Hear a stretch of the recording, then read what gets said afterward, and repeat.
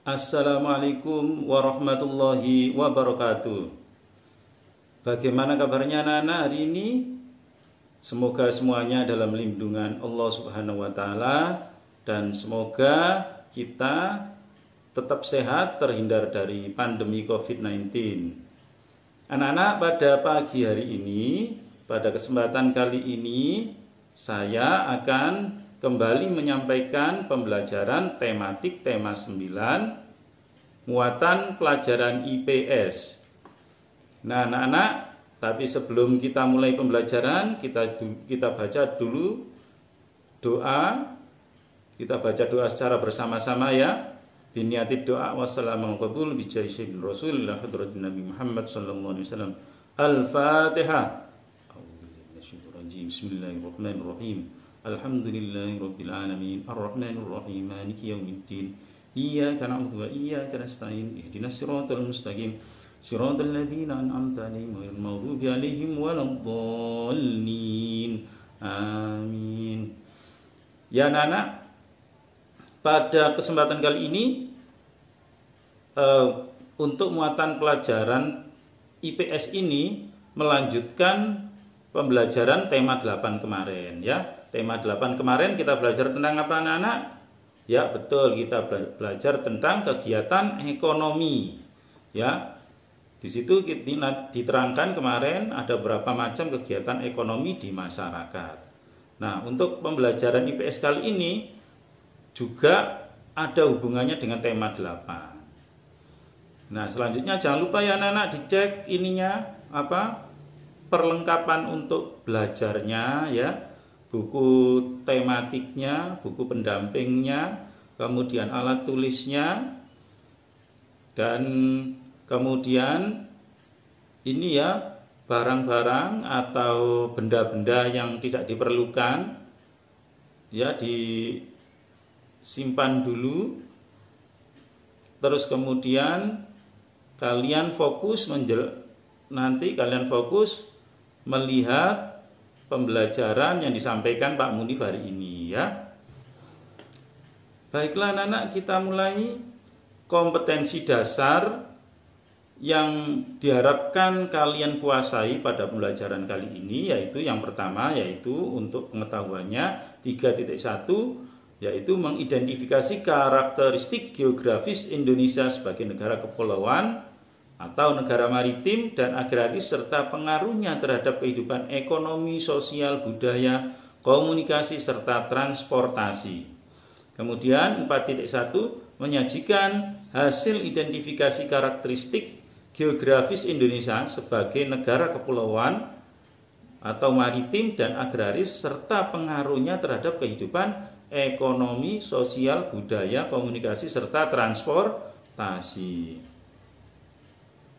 Kemudian berikutnya tujuan pembelajaran yang diharapkan dapat kalian capai. Yang pertama adalah dengan kegiatan mengamati peta, tentunya dari video pembelajaran yang akan kalian lihat ya. Siswa dapat menuliskan nama daerah-daerah yang pernah dikunjungi dengan tepat. Kemudian yang kedua yaitu dengan kegiatan mengamati peta Provinsi Jawa Tengah, siswa dapat mengidentifikasi, menentukan letak geografis daerah-daerah di Jawa Tengah dengan tepat. Kemudian yang ketiga yaitu dengan kegiatan latihan menunjukkan letak geografis suatu daerah, siswa dapat menunjukkan dan menuliskan garis lintang, garis bujur suatu daerah dengan tepat. Kemudian yang keempat yaitu dengan kegiatan melihat video pembelajaran tentang kegiatan ekonomi, siswa dapat menyebutkan bentuk usaha dalam kegiatan ekonomi masyarakat Indonesia dengan tepat. Yang kelima yaitu dengan mengamati video kegiatan ekonomi yang dilakukan masyarakat, siswa dapat mengidentifikasi dan menuliskan kegiatan ekonomi dan produk unggulan masyarakat di lingkungan sekitar dengan tepat. Kemudian yang terakhir yaitu yang keenam yaitu dengan kegiatan melihat video pembelajaran tentang kegiatan ekonomi, siswa dapat menjelaskan pengertian kegiatan ekonomi dan jenis-jenis kegiatan ekonomi dengan tepat. Mari kita ikuti pelajaran selanjutnya yaitu subtema 1 pembelajaran 1. Di manakah kamu tinggal? Di daerah pegunungan, pesisir atau perkotaan? Indonesia merupakan negara kepulauan terbesar di dunia. Negara Indonesia memiliki posisi geografis yang unik sekaligus menjadikan posisi yang strategis. Hal ini dapat dilihat dari letak Indonesia yang berada di antara dua samudra, yaitu Samudra Hindia dan Samudra Pasifik. Indonesia juga terletak di antara dua benua, yaitu benua Asia dan benua Australia. Letak geografis ini sangat mempengaruhi keberadaan wilayah Indonesia, baik dilihat dari keadaan fisik dan sosial atau ekonomi dan politik. Ya, itu adalah letak Indonesia. Kemudian perhatikan peta berikut. Nah, peta apa Nana ini? Betul ya, peta Indonesia. Tentunya kalian semuanya tahu ya. Dari peta tersebut, daerah manakah yang pernah kalian kunjungi? Nah, di sini ada contoh ya Nana. Siti mengamati gambar peta daerah tempat tinggal saudaranya di Jawa Tengah. Dengan peta, Siti mengetahui banyak hal tentang daerah di Jawa Tengah. Letak kota atau tempat pada peta dinyatakan dengan garis bujur dan garis lintang. Jarak dua garis bujur berdekatan sebesar 1 derajat. Jarak dua garis lintang berdekatan sebesar 1 derajat. Garis bujur terbagi menjadi dua, yaitu bujur barat dan bujur timur. Garis lintang juga terbagi dua, yaitu lintang utara dan lintang selatan. Perhatikan ya anak-anak di halaman 21 buku kalian tematik. Perhatikan peta Jawa Tengah berikut ini. Provinsi Jawa Tengah beribu kota di Semarang. Letak geografis kota Semarang sekitar 110 bujur timur dan 7 derajat lintang selatan. Bisakah kamu menunjukkan letak Semarang pada gambar peta di samping? Ya, bisa kalian lihat di buku tema 9 ya, halaman 21. Bisakah kamu menyebutkan 10 kota kabupaten pada peta di atas? Nah, ada berapa kabupaten situ ya? Bisakah kamu menunjukkan letak kota yang kamu sebutkan sesuai dengan garis bujur dan garis lintang? Kemudian berikutnya ya subtema 1 subtema 2 ya. Subtema 2. Di belakang sekolah di sana terdapat hamparan sawah dan sungai. Dari belakang sekolah juga tampak daerah persawahan. Pak Takur menjelaskan mengenai kenampakan alam Indonesia. Ya, kenampakan alam disebut dengan istilah bentang alam. Indonesia memiliki bentang alam yang berbeda-beda di setiap daerah. Ada daerah dataran tinggi dan ada daerah dataran rendah. Ada penduduk yang tinggal di daerah pegunungan, ada juga penduduk yang tinggal di daerah pantai. Itu ya seperti yang ada di dalam video yang di awal tadi ya. Ketampakan alam dibagi menjadi dua, yaitu ketampakan alam daratan dan ketampakan wilayah perairan. Ciri-ciri ketampakan alam daratan dan perairan. Ini ya anak-anak bisa kalian lihat, di buku kalian juga ada ya. Dataran rendah memiliki ketinggian 200 meter di atas permukaan laut. Ketampakan alam, kemudian dataran tinggi ya terletak pada ketinggian 300 sampai 600 meter di atas permukaan laut. Kemudian gunung memiliki ketinggian lebih dari 600 meter di atas permukaan laut. Pegunungan mencapai ketinggian lebih dari 700 meter di atas permukaan. Tanjung tanahnya menjorok ke laut. Ya. Itu adalah ciri-ciri ketampakan alam daratan dan perairan. Itu bisa kalian lihat di buku tema 9 yang kalian punya ya, tematik tema 9. Ini ya ada ketampakan alam wilayah perairan, ada rawa, banyak terdapat tumbuhan air seperti enceng gondok, kemudian danau, sungai, teluk dan selat ya. Selat itu apa? Selat itu laut sempit dan berada di antara dua pulau.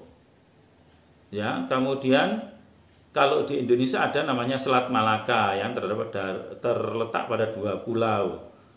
Kemudian adaptasi terhadap ketampakan alam sekitar ya. Permukaan bumi tidak rata, ada yang tinggi dan ada yang rendah.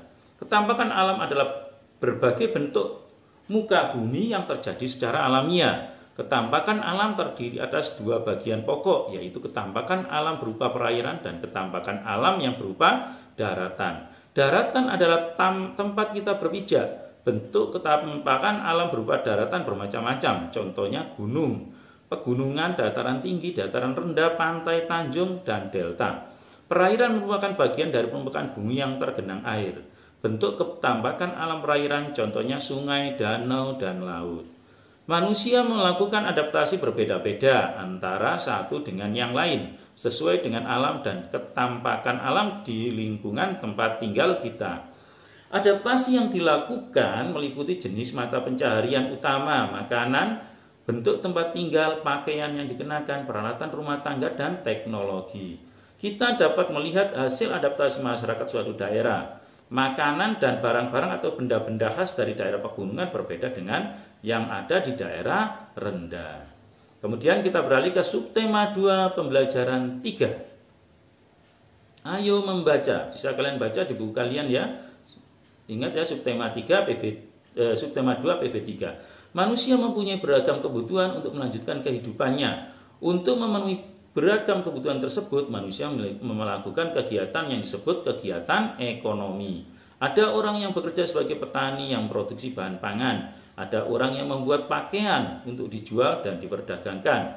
Petani membutuhkan pakaian dan pedagang pakaian membutuhkan pangan. Jadi jelaslah bahwa perbedaan kegiatan ekonomi dalam masyarakat sangat mendukung dapat terpenuhinya semua kebutuhan manusia dengan cara saling bekerja sama. Kegiatan ekonomi dapat diwujudkan dengan membuka berbagai jenis usaha. Di antaranya yaitu yang pertama pertanian. Usaha pertanian merupakan usaha yang paling banyak ditemukan dalam masyarakat Indonesia karena memang tanah Indonesia tanahnya subur ya. Hal ini sesuai dengan keadaan alam Indonesia sebagai negara agraris. Hasil pertanian Indonesia antara lain padi, jagung, ubi, dan palawija. Kemudian 2. Perkebunan. Perkebunan merupakan usaha pemanfaatan lahan dengan tanaman keras. Perkebunan rakyat adalah perkebunan yang biasanya dikelola oleh rakyat, sedangkan perkebunan besar adalah biasanya dikelola oleh negara atau pemerintah atau perusahaan perkebunan. Hasil perkebunan besar biasanya ditujukan untuk ekspor, sehingga dapat menghasilkan devisa bagi negara. Contoh hasil perkebunan antara lain karet, kelapa, kelapa sawit, dan tebu. Kemudian yang ketiga adalah peternakan. Peternakan adalah usaha memelihara binatang piaraan yang diambil manfaatnya. Usaha peternakan dapat digolongkan menjadi 3, yaitu yang A yaitu peternakan hewan besar seperti sapi, kerbau dan kuda. B, hewan kecil, kambing, domba, babi, dan lain sebagainya. Kemudian yang berikutnya adalah peternakan unggas. Yang keempat adalah perikanan. Usaha perikanan darat yaitu usaha memelihara ikan di perairan darat dengan cara membuat kolam. Perikanan darat meliputi perikanan air tawar dan perikanan air payau. Contoh hasil perikanan air tawar misalnya ikan gurami, nila, dan lain sebagainya. Kemudian yang kelima adalah kehutanan. Usaha kehutanan dapat dilakukan dengan melakukan pencegahan terhadap penggundulan hutan dengan melakukan reboisasi atau peremajaan hutan. Contoh hasil usaha kehutanan antara lain adalah kayu, rotan, damar, dan kemenyan. Usaha kehutanan juga penting untuk menjaga keseimbangan alam. Pepohonan yang tumbuh di hutan membantu peresapan air ke tanah. Dengan demikian dapat menghindari terjadinya banjir. Hutan harus dijaga dan selalu diremajakan. Kemudian yang keenam adalah pertambangan. Pertambangan adalah usaha untuk mengolah atau memanfaatkan mineral demi kesejahteraan manusia. Mineral ini berada di dalam perut bumi. Untuk mendapatkannya perlu dilakukan penggalian atau penambangan. Contoh hasil barang tambang adalah emas, besi, nikel, dan lain sebagainya. 7. Perindustrian. Industri adalah usaha atau kegiatan untuk mengubah bahan mentah menjadi bahan setengah jadi atau barang jadi. Bahan mentah berasal dari sumber daya alam. Industri dilakukan untuk meningkatkan mutu atau nilai suatu barang. Usaha industri dapat dilakukan oleh perorangan kelompok suatu perusahaan baik pemerintah maupun swasta. Kemudian berikutnya yang ke-8 adalah perdagangan. Perdagangan adalah kegiatan yang menyalurkan barang atau jasa dari produsen ke konsumen. Barang-barang yang diperdagangkan merupakan hasil-hasil pertanian, peternakan, perikanan, hutan, dan barang hasil industri. Perdagangan yang dilakukan antara negara disebut ekspor-impor. Ekspor adalah usaha mengirim dan menjual barang ke luar negeri, sedangkan impor adalah usaha untuk memasukkan dan membeli barang dari luar negeri.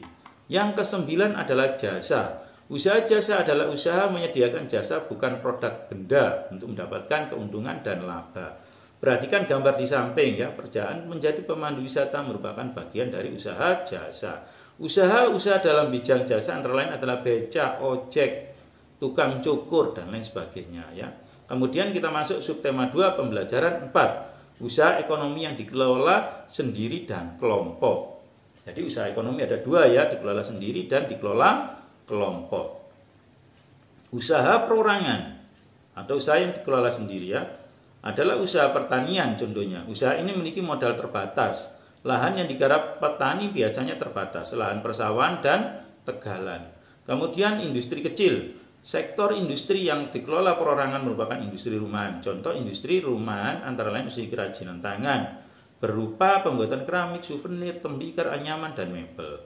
Kemudian ada usaha jasa, contohnya yaitu salon, fotokopi, bengkel, potong rambut, dan penjual pulsa. Usaha perdagangan biasanya skala kecil itu biasanya pedagang asongan, pedagang keliling, pedagang kaki lima, pedagang pasar, warung, dan toko kelontong.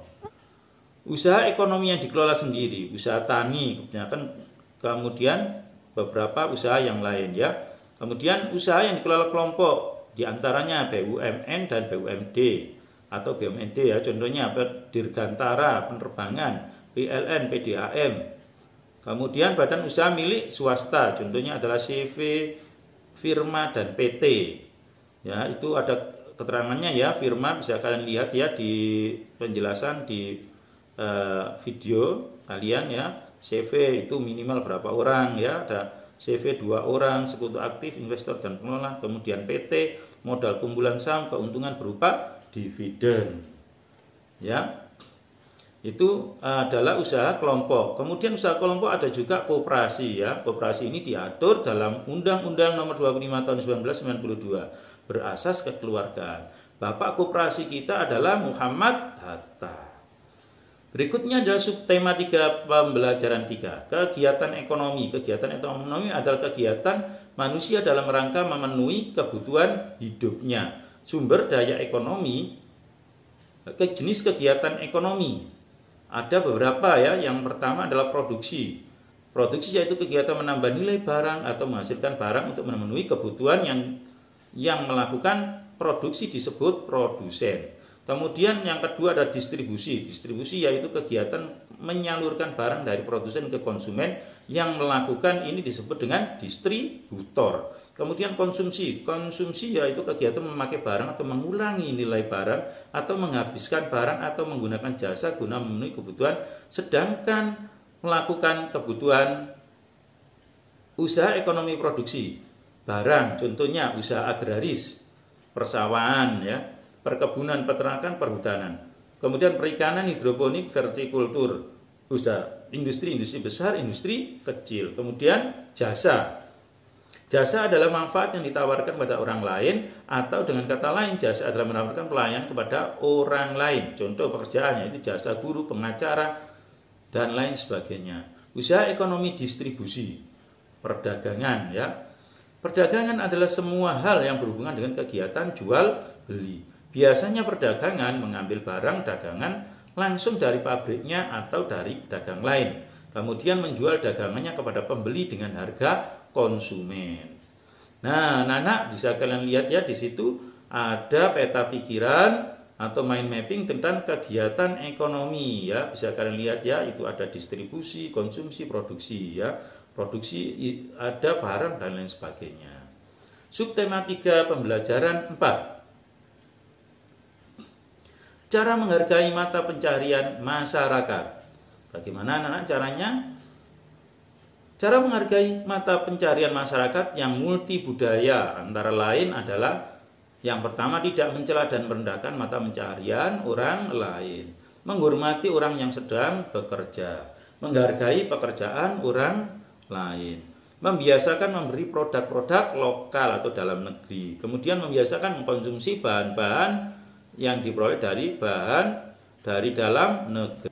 Baiklah anak-anak, dari pembelajaran itu dapat kita tarik kesimpulan ya. Dari video pembelajaran tadi dapat kita tarik kesimpulan yang pertama, yaitu negara Indonesia memiliki posisi geografis yang unik sekaligus menjadikan posisi strategis. Letak Indonesia berada di antara dua samudra, yaitu Samudra Hindia dan Samudra Pasifik. Indonesia juga terletak di antara dua benua, yaitu benua Asia dan benua Australia. Yang kedua adalah letak kota atau tempat pada peta dinyatakan dalam garis bujur dan garis lintang. Jarak dua garis bujur berdekatan sebesar 1 derajat. Jarak dua garis lintang berdekatan sebesar 1 derajat. Garis bujur terbagi menjadi dua, yaitu bujur barat dan bujur timur. Garis lintang juga terbagi menjadi dua, yaitu lintang utara dan lintang selatan. Yang ketiga, ketampaan alam disebut juga dengan istilah bentang alam. Indonesia memiliki bentang alam yang berbeda-beda di setiap daerah. Ada daerah dataran tinggi dan ada daerah dataran rendah. Ada penduduk yang tinggal di daerah pegunungan dan ada juga penduduk yang tinggal di daerah pantai. 4. Ketampakan alam dibagi menjadi dua bagian, yaitu ketampakan alam wilayah daratan dan ketampakan alam wilayah perairan. Yang kelima adalah manusia melakukan adaptasi berbeda-beda antara satu dengan yang lain. Manusia beradaptasi sesuai dengan alam dan ketampakan alam di lingkungan tempat tinggal. Adaptasi yang dilakukan meliputi jenis mata pencaharian utama, makanan, bentuk tempat tinggal, pakaian yang dikenakan, peralatan rumah tangga, dan teknologi. Semua kegiatan itu menyesuaikan tempat mereka tinggal. Kita dapat melihat hasil adaptasi.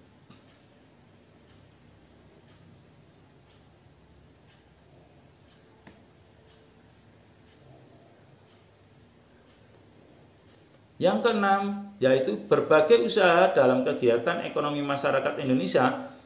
Antara lain adalah pertanian, perkebunan, peternakan, perikanan, kehutanan, pertambangan, perindustrian, perdagangan, dan jasa. Kesimpulan yang ketujuh yaitu berdasarkan pengelolaan usaha ekonomi dapat dibedakan menjadi dua. Pertama, usaha ekonomi yang dikelola sendiri. Yang kedua adalah usaha ekonomi yang dikelola kelompok. Berikut contoh usaha-usaha ekonomi yang dikelola sendiri dan kelompok. Ya, nanti kalian sudah diberi contoh tadi ya di penjelasan tadi. Kemudian yang kedelapan adalah kegiatan utama yang dilakukan dalam bidang ekonomi, terdiri atas yang pertama yaitu produksi. Apakah produksi itu? Yaitu kegiatan menambah faedah kegunaan suatu benda. Produksi juga berarti menciptakan benda baru sehingga dapat lebih bermanfaat dalam memenuhi kebutuhan. Tujuan dari kegiatan produksi secara umum adalah untuk memenuhi kebutuhan manusia dalam rangka mencapai kemakmuran. Tujuan khusus kegiatan produksi yaitu menghasilkan barang dan jasa, mendapatkan keuntungan dan sebagai alat pemuas kebutuhan. Kemudian yang kedua atau yang B adalah distribusi, adalah penyaluran atau penyampaian barang-barang dan jasa dari produsen ke konsumen.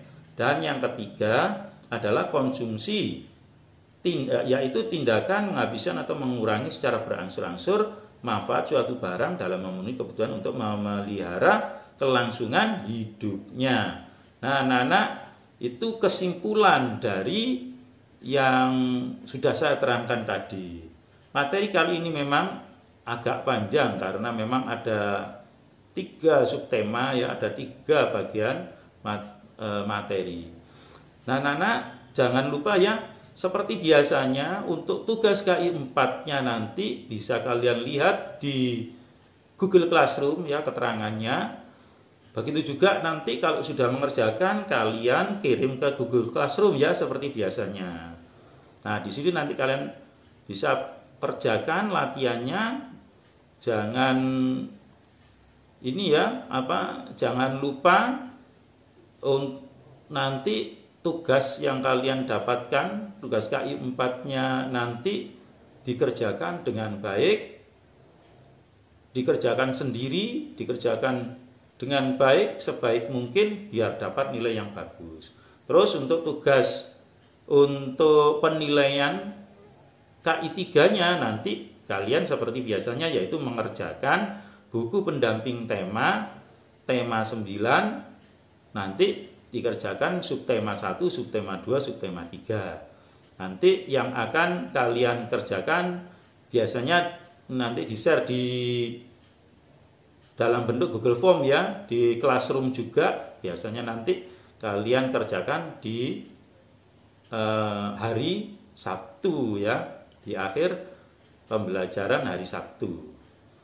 Nah, anak-anak jangan lupa ya, walaupun kita belajar di sekolah, belajar di rumah, tetap semangat belajar ya. Jangan lupa kita selalu berdoa agar Allah selalu memberikan perlindungan kepada kita dan Allah selalu senantiasa memberikan ilmu yang bermanfaat bagi kita semuanya. Itu saja ya anak-anak yang bisa saya sampaikan. Kurang lebihnya saya mohon maaf. Wassalamualaikum warahmatullahi wabarakatuh.